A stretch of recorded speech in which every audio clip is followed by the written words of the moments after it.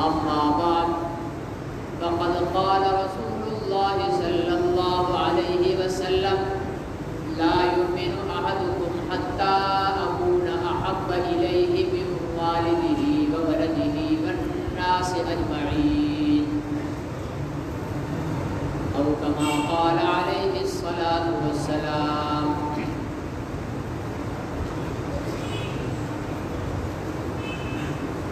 آج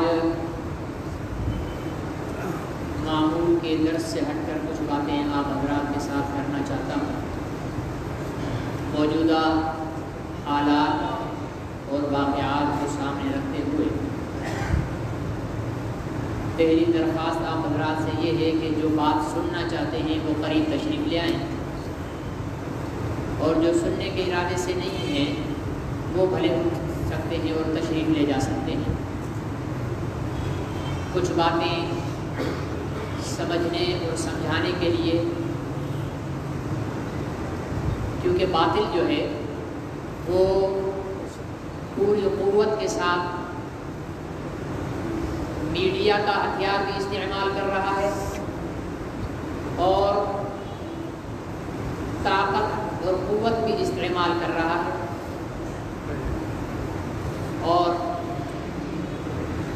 اللہ کے رسول حضرت محمد رسول اللہ صلی اللہ علیہ وسلم کی عزت اور ناموس کے تحفظ کی بات کرنے والے لوگوں کو دنیا کے سامنے دہشت گرد بنا کر پیش کر کے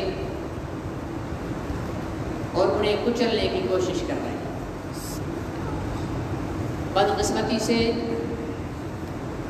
اس ساری بدماشی اور غنڈہ گردی کے پیچھے ہمارے حکمرانوں کا ہاتھ ہے۔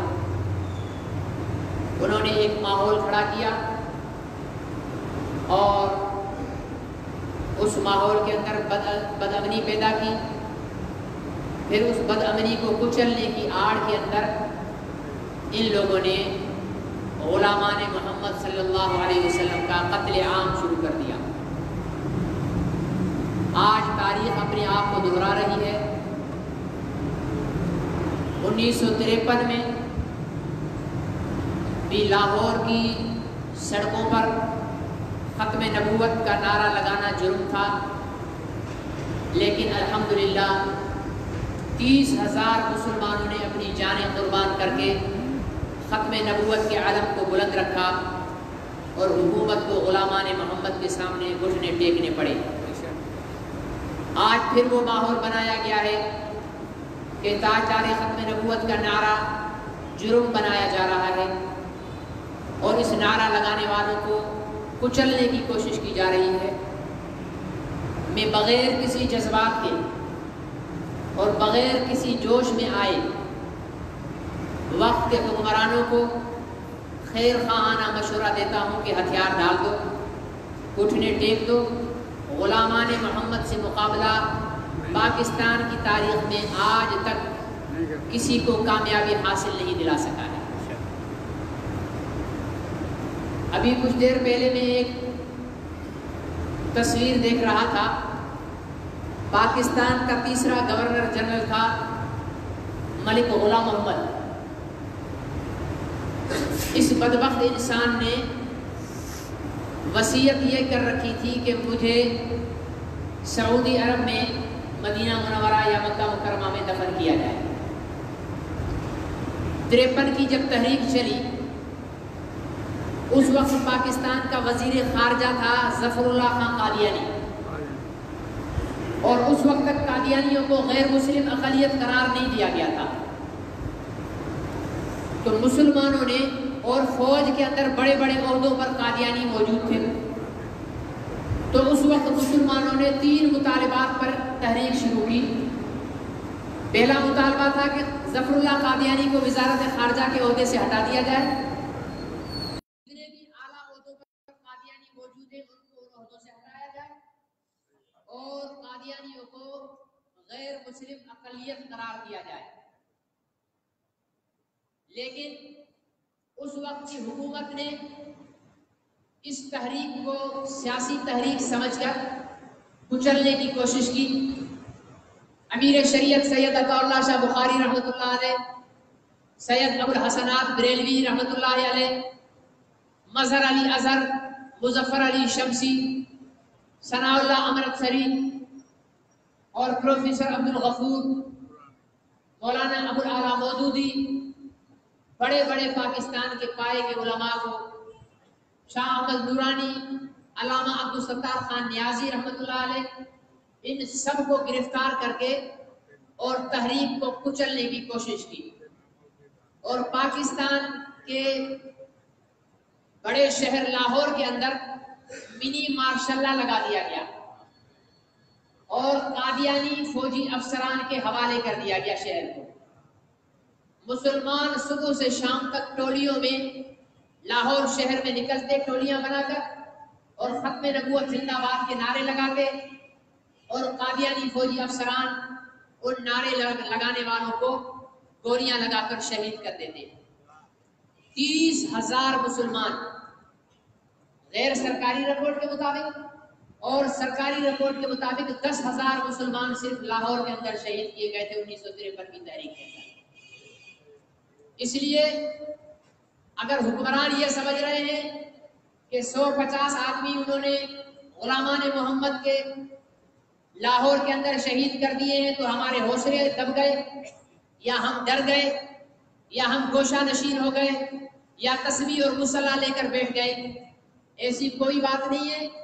اگر 10,000 کی قربانی ہم آج سے کئی سال پہلے، کئی دہائیاں پہلے حضور علیہ السلام کے ختم نبوت کے لیے دے سکتے ہیں، تو آج 1,00,000 قربانیاں بھی دینے کے لیے یہ قوم تیار ہے حضور علیہ السلام کے ختم نبوت کے لیے۔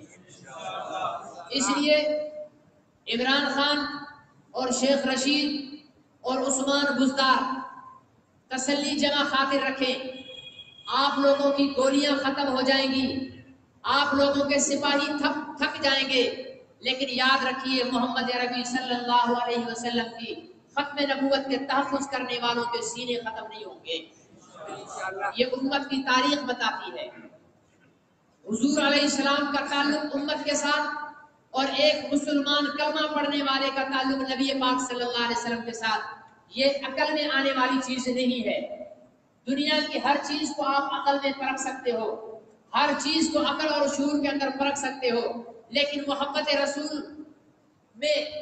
رسول وہ طاقت اور وہ قوت ہے جس کی عقل کے اندر کوئی ایسا ترازو نہیں ہے جس کے اندر آپ اس کو پرکھ سکو۔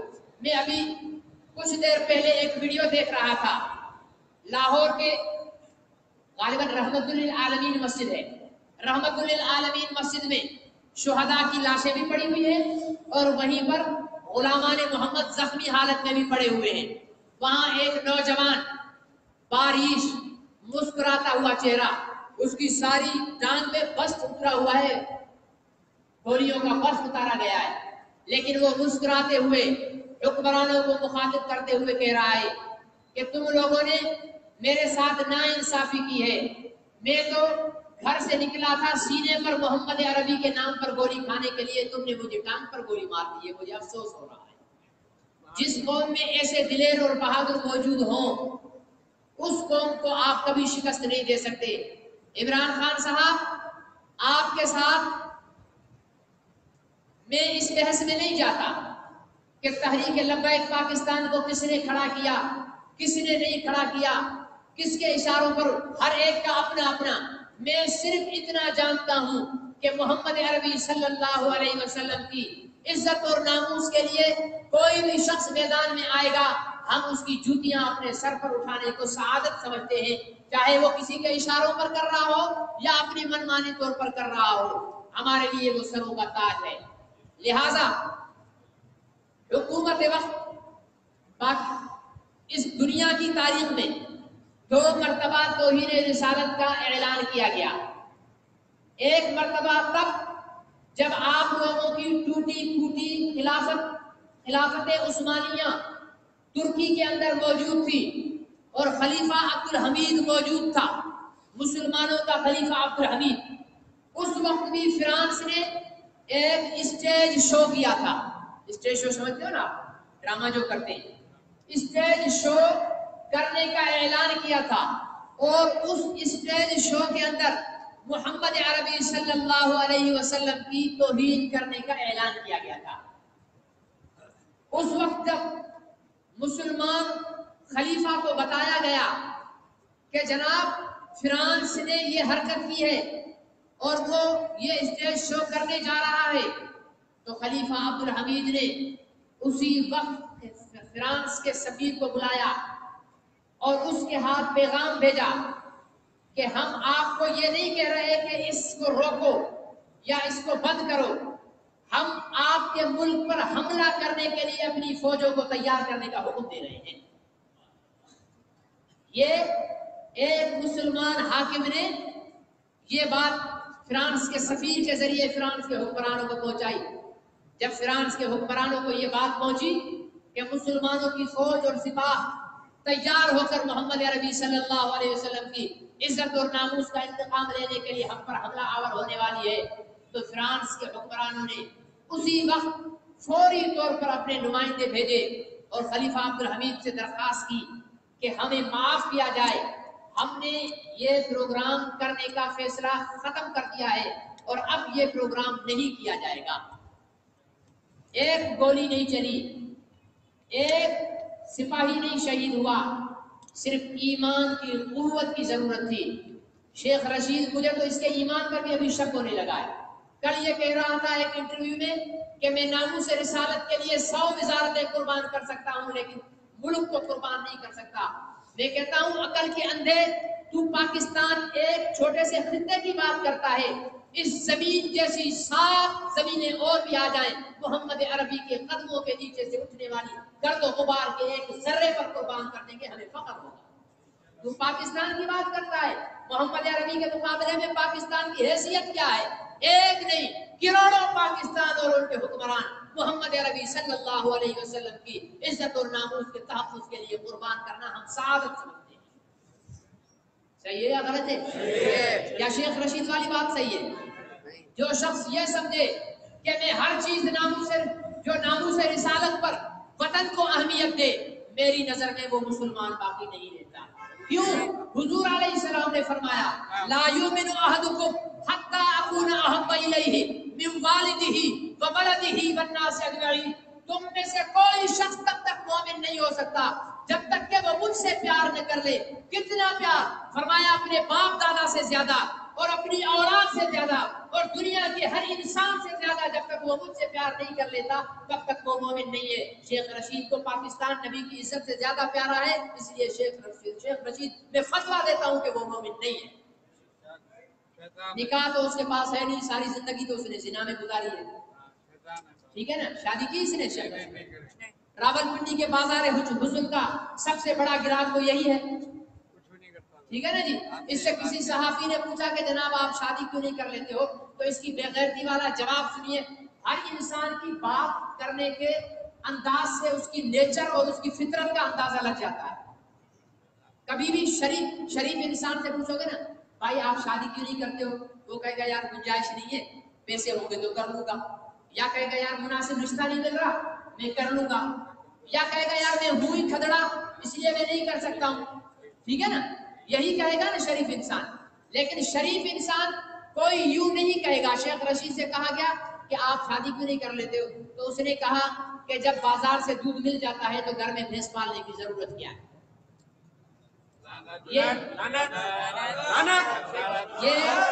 یہ اقرار ہے زنا کا یا نہیں؟ یہ زنا کا اقرار ہے یا نہیں ہے؟ مطلب میں بازار حسن سے اپنی ضرورت پوری کر لیتا ہوں، مجھے بیوی لا کر گھر میں رکھنے کی ضرورت ہے۔ ایسا شخص وہ آج کہہ رہا ہے کہ میں 100 وزارتیں قربان، تیری منحوس وزارتیں ناموس رسالت ہم تھوکتے ہیں تیری وزارتوں پر، تیری ناپاک وزارتیں ہم کبھی ناموس رسالت کے پاک نعرے پر قربان ہونے نہیں دیں گے۔ تیری وزارت اور تیرا ناپاک وجود اور محمد عربی کی عزت اور ناموس کے تحفظ کے لیے تیری کوئی قربانی نہیں چاہیے۔ محمد عربی کے غلام موجود ہیں۔ میں سپہ سالار پاکستان جناب قمر جاوید باجوہ صاحب سے کہتا ہوں آپ اسلامی فوج کے سربراہ ہیں، آپ مداخلت کریں، حکومت کو روکیں غلامان محمد پر گولیاں چلانے سے۔ کہتے ہیں کہ جناب ٹی ٹی پی دہشت گرد ہے. کیوں دہشت گرد ہے؟ جی ہمارے پولیس والوں کو مارا، گاڑیاں جلائی. تو 2017 میں جب جناب عمران خان صاحب خود پارلیمنٹ پر 126 دن کا دھرنا دے کر اور پارلیمنٹ پر حملے کی اور وزیر اعظم کو گریبان سے پکڑ کر گھسیٹنے کی، اور عارف علوی صدر پاکستان کی ابھی بھی وہ ویڈیو سوشل میڈیا پر موجود ہے جو اپنے کارکنوں کو کہہ رہا ہے کہ بند کرو، جلا دو، یہ کر دو، وہ کر دو. اور شیخ رشید کا خود وہ ڈی چوک کا تقریر اب بھی ریکارڈ پر موجود ہے جو کہتا ہے کہ آگ لگا دو، جلا دو اور یہ کر دو. اگر آگ لگانا، جلانا، مار دھاڑ کرنا دہشت گردی ہے، اور یقیناً ہے، میں بھی مانتا ہوں. آپ بھی مانتے ہو یا نہیں مانتے ہو؟ مانتے ہیں. تو تحریک لبیک سے پہلے تحریک انصاف کو دہشت گرد قرار دیا جائے اور اس پر پابندی لگائی جائے. یہ کیا ہوا کہ تو کرے تو حاجی، میں کروں تو مجرم؟ جو کام تم خود کر چکے ہو اس کا الزام لگا کر کسی کو قلم. یاد رکھو تنظیمیں قلم ہو سکتی ہیں لیکن محمد عربی کی غلامی کا رشتہ اس قوم سے کبھی نہیں ٹوٹ سکتا. میں سلام پیش کرتا ہوں ان مسلمانوں کو جنہوں نے آج نبی پاک کی عزت اور ناموس کی نسبت کی لاج رکھتے ہوئے دکانیں بند کی ہیں، اور انہیں دعوت فکر دیتا ہوں جنہوں نے آج بھی اپنا کاروبار کھولا ہوا ہے. وہ غور کریں، ایک دن میں کاروبار بند کرنے والے بھی بھوکے نہیں مر گئے ہیں، لیکن یہ آج کے دن کی کمائی تو کتنے دن کھاؤ گے؟ اور کل قیامت کے دن محمد عربی صلی اللہ علیہ وسلم کو کیا منہ دکھاؤ گے کہ مجھے اپنے پیٹ کی پڑی ہوئی تھی اور وہاں محمد عربی کی عزت اور ناموس اور ختم نبوت کے لیے جو ہے جانیں قربان ہو رہی تھی، اور میں ایک دن کا کاروبار بند نہیں کر سکا. الحمدللہ پورے ملک سے رپورٹیں آ رہی ہیں، بھرپور کامیابی کے ساتھ ہڑتال ہوئی ہے، اور میں پورے ملک کے علماء محمد کو مبارکباد پیش کرتا ہوں کہ آپ باوجود کرونا کی لعنت کے ہونے کے کہ اس کی وجہ سے بھی آپ کو کاروبار بند رکھنا پڑتا ہے، اور کل کاروبار ویسے بھی کرونا کی لعنت کی وجہ سے بند تھا، لیکن آپ نے علماء محمد ہونے کا اور عاشق رسول ہونے کا ثبوت دیتے ہوئے آپ نے یہ بہانہ بھی نہیں بنایا کہ یہ کل بھی کاروبار بند تھا، آج ہم بھی کاروبار بند کریں. آپ نے کاروبار بند کر کے رسول اللہ کے غلاموں کے ساتھ اظہار یکجہتی اور ناموس رسالت کے ساتھ اظہار یکجہتی کیا ہے. اللہ تعالیٰ انشاءاللہ آپ کو اس دنیا میں بھی نوازے گا اور آخرت میں بھی نوازے گا. اب یہ لڑائی شروع کیوں ہوئی؟ ایک تو وہ فرانسی نے جو میں نے واقعہ بتایا خلیفہ عبدالحمید کے وقت میں، اور دوسرا اس منحوس خلیفہ کے وقت میں فرانسی نے اعلان کیا. یہ بھی تو اپنے آپ کو ریاست مدینہ کا خلیفہ سمجھتا ہے نا. اس کے حکومت کے دوران فرانس کے صدر نے اعلان کیا کہ رسول پاک صلی اللہ علیہ وسلم کے جو خاکے بنائے گئے ہیں ہم سرکاری سطح پر سرکاری عمارتوں پر ان خاکوں کو چھاپیں گے، اور آج تک وہ خاکے سرکاری عمارتوں پر پرنٹ ہیں حضور علیہ السلام کی توہین کے. اب ہونا یہ چاہیے تھا کہ پاکستان دنیا کا وہ واحد ملک ہے جو تمام اسلامی بلاد کے لیے ایک نمونہ ہے، اور سارے اسلامی بلاد کی نظریں ہوتی ہیں پاکستان پر. ہونا یہ چاہیے تھا کہ پاکستان کہتا کہ بھائی ہمارا فرانس سے سفارتی تعلق ختم. نہیں کیا، ترکی نے کیا. اور میں ابھی تھوڑی دیر پہلے ویڈیو دیکھ رہا تھا، وہ ایک کانفرنس کے اندر اجلاس کے اندر ملکوں کا اجلاس چل رہا تھا. ترکی کے صدر طیب اردوغان وہ کھڑے ہوئے، اتنی دیر میں وہ فرانس کا کتا آیا تو وہ ترکی کے صدر سے ملنا چاہ رہا تھا، تو ترکی کے صدر نے مڑ کر دیکھا بھی نہیں، یوں راستہ چلے گئے اور اس کو اپنی اوقات دکھا دی کہ جو محمد رسول اللہ کا نہیں ہے وہ ہمارا بھی نہیں ہے. اتنی غیرت کر لو یار. ترکی مر گیا، ترکی برباد ہو گیا، تم کہتے ہو کہ ہمیں جو ہے وہ فرانس سے امداد ملتی ہے اور ہم اگر ان کو بائیکاٹ کریں گے ان کا تو امداد بند ہو جائے گی اور ہماری معیشت ٹوٹ جائے گی. یاد رکھو میں نجومی نہیں ہوں، میں کاہن نہیں ہوں، میں نہ کوئی ولی ہوں، میں ایک محمد عربی صلی اللہ علیہ وسلم کا گناہگار امتی ہوں.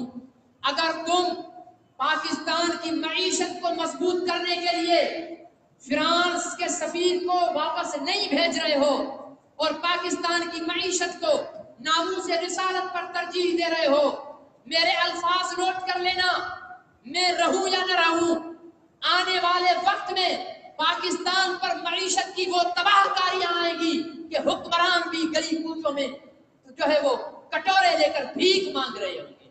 تم نے محمد عربی کی عزت اور ناموس کو مذاق سمجھ رکھا ہے؟ تم سمجھ رہے ہو کہ محمد عربی کی عزت اور ناموس کا سودا کر کے گستاخان رسول کے ساتھ جاری نبھاؤ گے اور پاکستان کی معیشت مضبوط ہو جائے گی؟ سوال ہی پیدا نہیں ہوگا۔ یہاں کے M N A M P بھیک مانگیں گے، یہاں کے وزیر بھیک مانگیں گے، اتنی غربت آئے گی اس ملک کے اندر، اتنی تباہی آئے گی اس ملک کے اندر، اتنی بربادی آئے گی اس ملک کے اندر، جس ملک کے اندر محمد عربی کی عزت اور ناموس کو چند ٹکوں پر بیچا جا رہا ہے۔ اور وزیر خود کہتے ہوں کہ اگر ہم نے فرانس سے تعلقات توڑ دیے تو حالات بدل جائیں گے۔ ہاں، اگر تم فرانس سے تعلق توڑو گے تو بالکل پاکستان کے حالات بدلیں گے، اور وہ حالات معیشت کی مضبوطی کی طرف ہوں گے، اور وہ حالات ملک کی ترقی کی طرف ہوں گے، وہ حالات ایمان کی ترقی کی طرف ہوں گے اور ملک کی سلامتی کی طرف ہوں گے۔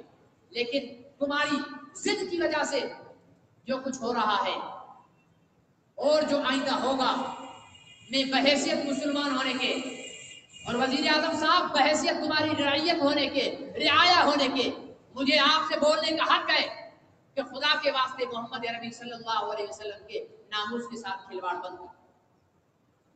اس سفیر کو بھیجنا پڑے گا، یہاں سے سفیر کو فرانس واپس بھیجنا پڑے گا۔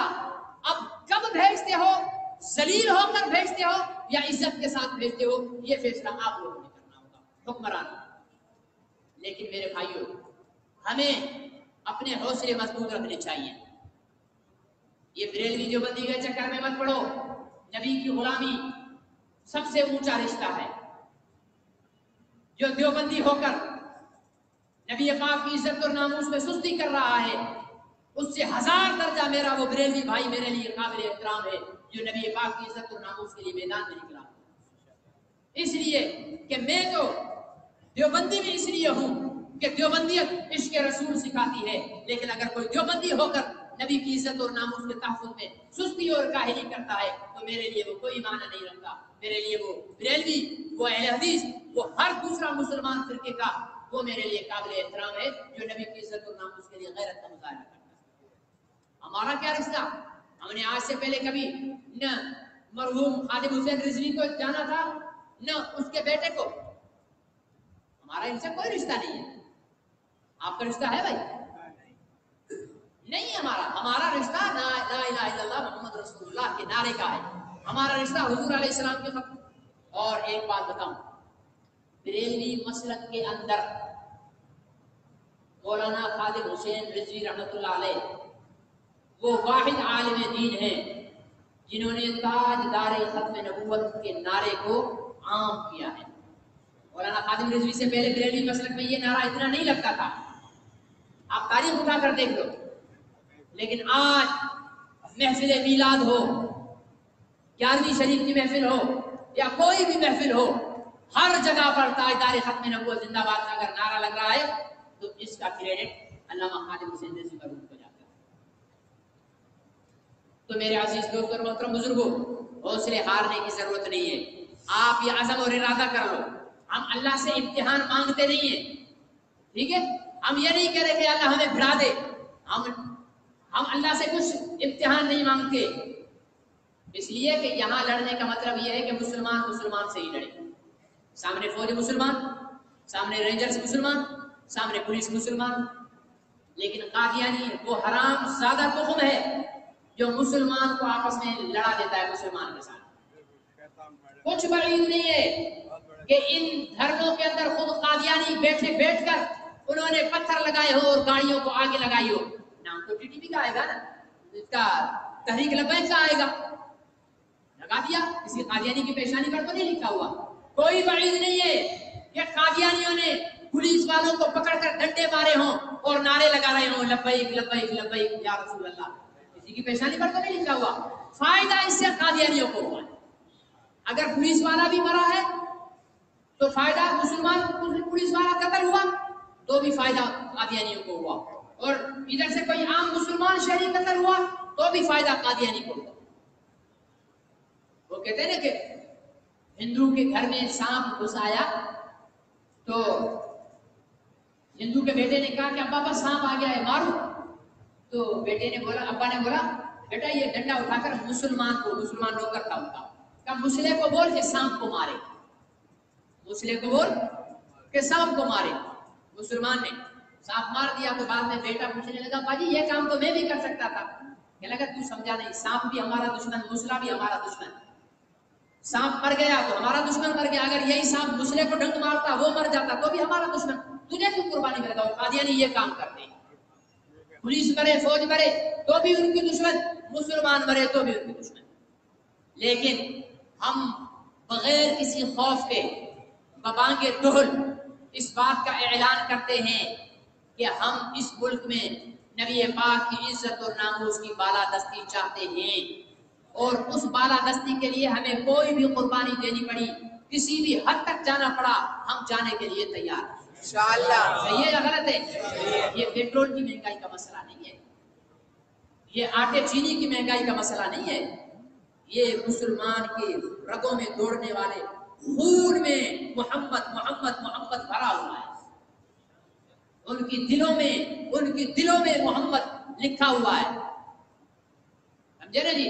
اتنا پیار کرنے، اور اللہ کے رسول نے واضح خود فرمایا، میں نے جو حدیث بیان کی، لا یؤمن احدکم، تم میں سے کوئی مومن نہیں ہو سکتا حتی اکون، یہاں تک کہ میں محبوب ہو جاؤں، من والدہ وولدہ والناس اجمعین، ماں باپ سے، اولاد سے، دنیا کے ہر انسان سے۔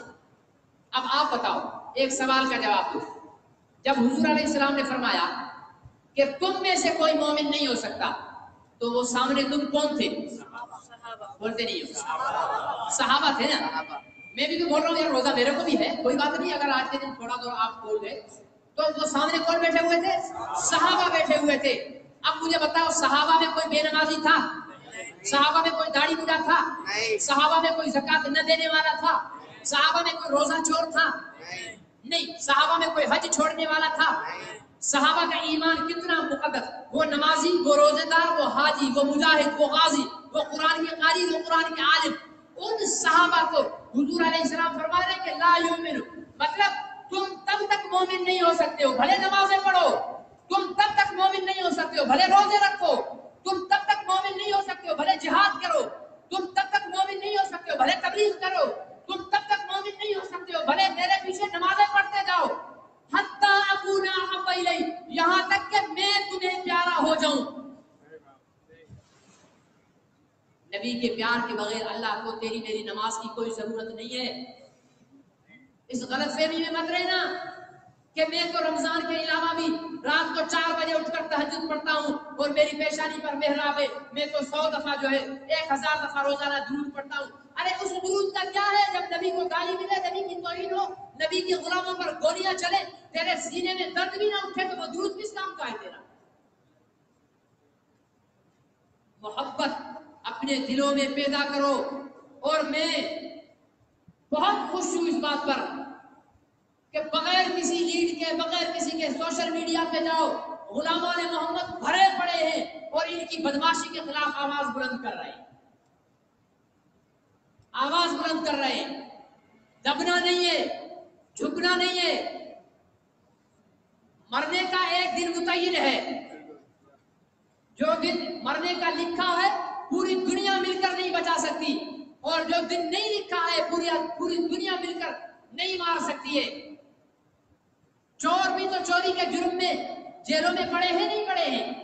بھائی بھائی سے لڑ کر جیل میں پڑا ہے، بیٹا باپ سے لڑ کر جیل میں پڑا ہے۔ اگر ہم اور آپ نبی کی غلامی کے لیے جیل میں کر چلے گئے تو کوئی قیامت نہیں ٹوٹ پڑے گی۔ چوری کر کر چور بھی فخر سے جو ہے وہ ہتھکڑیاں پہن کر کورٹ میں پیش ہوتا ہے۔ اگر ہمیں محمد عربی صلی اللہ علیہ وسلم کے لیے ہتھکڑیاں پہننے کے وہ کیا آتا ہے، تو یہ ہمارے لیے عار اور شرمندگی کی بات نہیں ہے، ہمارے لیے فخر کی بات ہے۔ اس لیے ہمارا حکومت سے یہی مطالبہ ہے۔ پہلے حکومت سے بڑی غلطی ہو گئی، انہوں نے یہ پنگا لے لیا۔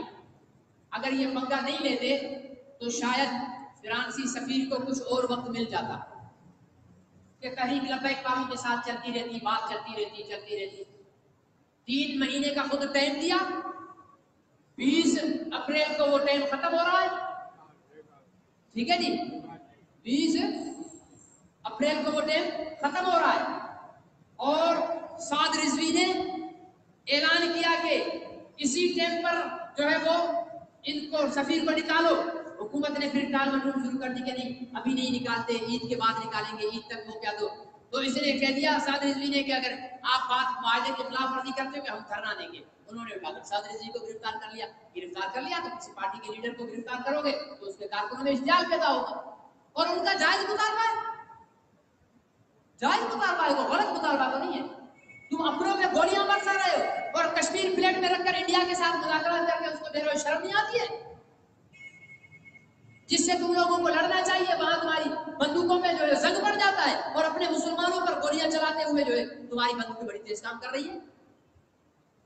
اس لیے اب یہ تحریک لبیک کا مسئلہ نہیں ہے۔ تحریک لبیک پر پابندی ڈال دو، یا مجلس تحفظ ختم نبوت پر پابندی ڈال دو، یا جمعیت علماء اسلام پر پابندی ڈال دو، جمعیت علماء پاکستان پہ پابندی ڈال دو، جماعت اسلامی پہ پابندی ڈال دو، پاکستان کی ساری تنظیموں پر پابندی ڈال دو، لیکن محمد رسول اللہ کے غلام بغیر کسی تنظیم کی نمائندگی کے پھر بھی میدان میں ہوں گے کہ فرانس کے سفیر کو باہر بھیجنا۔ ہمارا پھر بھی یہی مطالبہ ہوگا۔ اب یہ تحریک پورے ملک میں پھیل چکی ہے۔ اب حکومت کے لیے بھلائی اسی میں ہے، ہم خیر خواہ ہیں، ہم بلا وجہ دشمن نہیں ہیں، ہم تمہارے بھی خیر خواہ ہیں کہ تم اپنی عاقبت برباد نہ کرو۔ وہ غلام محمد جس نے مسلمانوں کو 53 کی تحریک میں 10,000 مسلمانوں کو شہید کیا تھا، اس گورنر جنرل غلام محمد کو گورا قبرستان کراچی میں دفن کیا گیا، عیسائیوں کے قبرستان، اور امانتاً دفن کیا گیا کہ یہ امانتاً دفن ہے۔ ان کی وصیت تھی کہ سعودی عرب میں دفن کیا جائے گا۔ پھر جب وہ کیا آیا، سعودی عرب وقت آیا تو انہوں نے قبر کھول کر سعودی عرب شفٹ کرنے کی کوشش کی۔ تو جب قبر کھودی گئی، ڈاکٹر بھی وہاں، عدالت جج بھی وہاں، پولیس فورس بھی وہاں پہرے میں، تو دیکھا کہ قبر کے اوپر اندر جو ہے اس کی میت کے اوپر سانپ بیٹھا ہوا ہے۔ یہ عینی گواہوں کی بات ہے، سانپ بیٹھا ہوا ہے۔ اس کو جو ہے وہ گولیاں ماری پولیس والوں نے، سانپ کو کوئی گولی اثر نہیں کی۔ پھر ماہرین نے ایک زہریلا کیمیکل اس پہ ڈال کر کہا کہ 2 گھنٹے بند کر دو، سانپ مر جائے گا، پھر ہم نکالتے ہیں۔ لیکن جب 2 گھنٹے بعد گزارا تو سانپ ویسے کا ویسا، لیکن سانپ نے میت کے قریب کسی کو آنے نہیں دیا۔ مجبوراً انہوں نے اس کی قبر کو واپس بند کر دیا، اور اگلے دن اخبار میں چھوٹی سی سرخی لگی کہ جناب غلام محمد صاحب کی میت جو ہے وہ سعودی عرب شفٹ نہیں کی جا سکی۔ خدا دکھاتا ہے نبی کی ختم نبوت سے غداری کرنے والوں کو مسلمان کہلانے کے باوجود عیسائیوں کے قبرستان میں جگہ ملتی ہے۔ عمران خان صاحب، ہم نہیں چاہتے کہ آپ کی قبر یہودیوں کے قبرستان میں بنے۔ شیخ رشید صاحب، ہم نہیں چاہتے کہ آپ کی قبر جو ہے بھیل اور کوڑیوں کے قبرستان میں بنے۔ ہم چاہتے ہیں آپ ہی مسلمانوں غیرت کرو، نبی کی عزت و ناموس کا تحفظ کرو، فرانس کے سفیر کو یہاں سے نکالو۔ رزق دینے والا اللہ ہے۔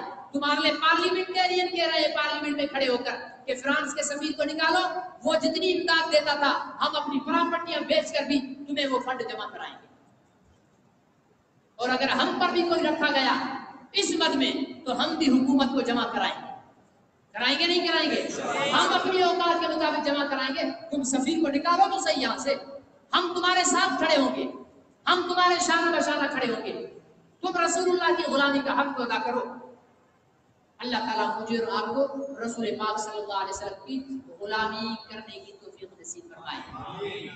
جن لوگوں نے آج کاروبار کھولا ہوا ہے وہ رات میں ایک مرتبہ ضرور سوچنا کہ تم نے گھاٹے کا سودا کیا ہے یا فائدے کا سودا۔ کتے کو بھی اللہ کھلاتا ہے، کھلاتا ہے نہیں کھلاتا؟ کتے کو بھی اللہ کھلاتا ہے، سور میں تو انسان ہے یار۔ اگر نبی کی غلامی کے لیے آج ہم نے کچھ نہ کھولا ہوتا تو بھوکے مر جاتے کیا؟ یا وہ جنہوں نے آج اپنے دکان بند کر دیے ہیں، یا وہ جس ٹھیلے والے نے آج ٹھیلا نہیں کھولا ہے، یا وہ جس نے موچی نے آج اپنا موچی کا ٹھیا نہیں لگایا ہے وہ بھوکا مر گیا ہے کیا؟ وہ بھوکا نہیں مرا ہے تو ہم اور آپ کیوں مریں گے؟ جب بھی نبی کی عزت اور ناموس کے تحفظ کے لیے بات آئے تو آپ لوگ رضاکارانہ طور پر اپنے کاروبار کو بند کیا کرو. یہ نہیں کیا کرو کہ راشد مدنی سے پوچھیں گے راشد مولوی صاحب تھوڑا سا دکان کھول لوں پھر بند کر لوں گا، تھوڑا سا یہ کر لوں، تھوڑا سا یوں کر لوں، شام کو 4 بجے کھول لوں. اپنے ایمان سے کچھ راشد مدنی سے کیا پوچھتا ہے؟ نبی کے وفادار غلام بن اور کہو انشاءاللہ ہم ہیں نبی کے غلام اور نبی سے محبت کرنے والے ہیں، اور جب بھی قربانی کا وقت آئے گا انشاءاللہ العزیز ہم اپنے نبی کو مایوس نہیں کریں گے. انہیں فخر ہوگا ہم پر کہ رسول میرے امتی جو ہے انہوں نے میرے لیے قربانی دی. ہم گناہگار ہو سکتے ہیں، ہم میں زانی ہوگا، ہم میں شرابی ہوگا، ہم میں موالی ہوگا، ہم میں جوا خور ہوگا، لیکن جب نبی کی ذات آتی ہے. سلمان رشدی نے جب توہین کی تھی نا اس وقت لاہور کی ہیرا منڈی کی طوائفوں نے بھی احتجاجی جلوس نکالا تھا. اندازہ لگاؤ، ریکارڈ میں ہے یہ. ہیرا منڈی کی طوائفوں نے جلوس نکالا تھا. انہوں نے کہا تھا کہ ہمارا بھی دل دکھائے، ہم اپنی عزت میں بے غیرت ہیں لیکن نبی کی عزت میں بے غیرت نہیں ہے. نبی کا تعلق ہی ایسا ہے، اس نے ہمارے لیے محنت اتنی کی ہے، اس نے ہمارے لیے قربانیاں اتنی دی ہیں. اس لیے نبی کے وفادار بن کر رہو گے یا پارٹیوں کے؟ نبی کے وفادار بن کر رہو گے یا مسلکوں کے؟ نبی کے وفادار. بھائی ہم تو سیدھی سیدھی بات ہے امیر شریعت سید عطا اللہ شاہ بخاری کی اس بات کو اپنے پلو سے باندھا ہوا ہے. اگر کوئی کتا بھی قادیانی کو بھونکے گا ہم اسے بھی دودھ پلائیں گے، کوئی کتا بھی رسول پاک کے گستاخ کو بھونکے گا ہم اسے بھی روٹی کھلائیں گے. ہم تو اس ذہن والے لوگ ہیں، ہم اول و آخر نبی کے ہیں، ہم زندہ بھی نبی کے ہیں، ہم مر کر بھی نبی کے ہیں. ہمارا اٹھنا، ہمارا بیٹھنا، ہماری زندگی کا ایک ایک پل نبی کے بارے احسان پہلے دبا ہوا. اللہ ہمیں وفا کرنے کی توفیق نصیب فرمائے. الحمدللہ. سورہ اخلاص پڑھ لیں 3 دفعہ تو ان تمام شہداء کے لیے جو ناموں سے رسالت پر شہید ہوئے ہیں ان کے لیے دعا کرتے ہیں. قل هو الله